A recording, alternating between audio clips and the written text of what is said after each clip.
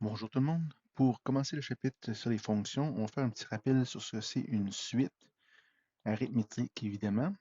Donc, c'est quoi une suite? On va y aller avec un exemple, puis on va voir. Ça, c'est du passé. Vous avez vu ça quand vous étiez jeune et naïf, mais pas grave, on le revoit ensemble parce que j'admets que c'est loin. C'est que supposons que je fais une suite, bon, 5, 10, 15, 20, 25, etc. Donc, voilà ma suite. Qu'est-ce que j'ai d'intéressant là-dedans? C'est une suite de nombres. On va commencer par regarder avec attention. Qu'est-ce que je peux constater? C'est qu'ici, je fais toujours des bonds de plus 5. Ah, donc il y a une certaine constance là-dessus. Ça, ici, c'est ce qu'on appelle la raison. Donc, c'est tout simplement les bonds qu'on fait, qui sont constants.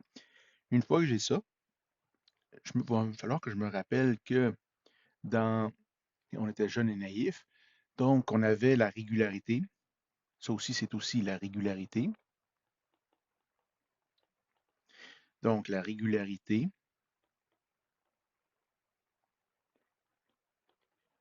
multipliée par le rang, plus moi ce que j'appelle un facteur d'ajustement. On va voir ce que c'est dans quelques instants. Puis ça va me donner mon terme suivant. Donc si je regarde mon tableau ici, ma régularité, j'ai dit que c'était plus 5. Donc 5 multiplié par le rang, plus un facteur d'ajustement que je ne connais pas encore. OK, allons-y donc avec ça. C'est toujours T. T, c'est mon terme. Donc ça, T, c'est ce qui est sur cette ligne-là. Mon rang, c'est quoi?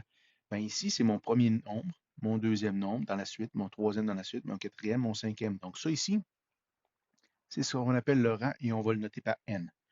Donc, je suis rendu à t est égal à 5 fois n plus l'ajustement.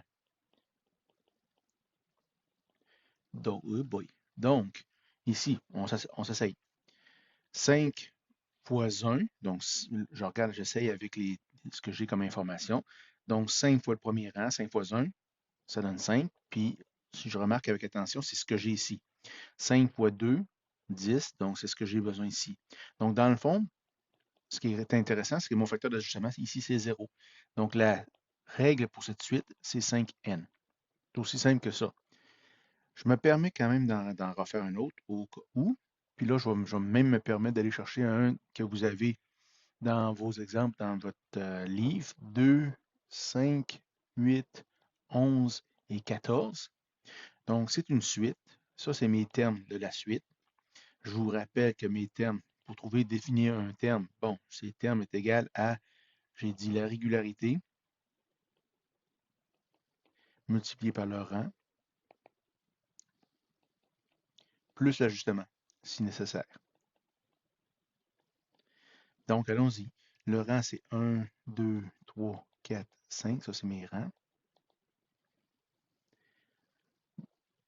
Donc, ma régularité ici, je remarque, c'est plus 3, plus 3.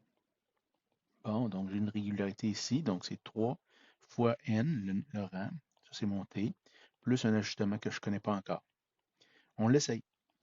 Donc, 3 fois, si je prends le premier terme, 3 fois 1, ça fait 3, mais j'ai 2. Oh, ça ne marche pas.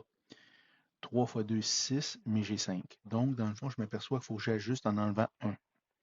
Donc, on s'essaye. 3 fois 1, 3, moins 1, 2.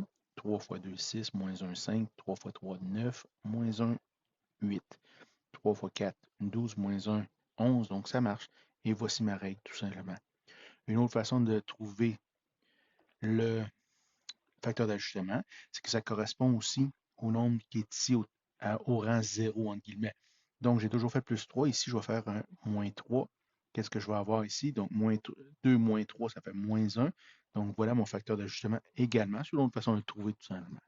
Et voilà pour la révision des suites arithmétiques.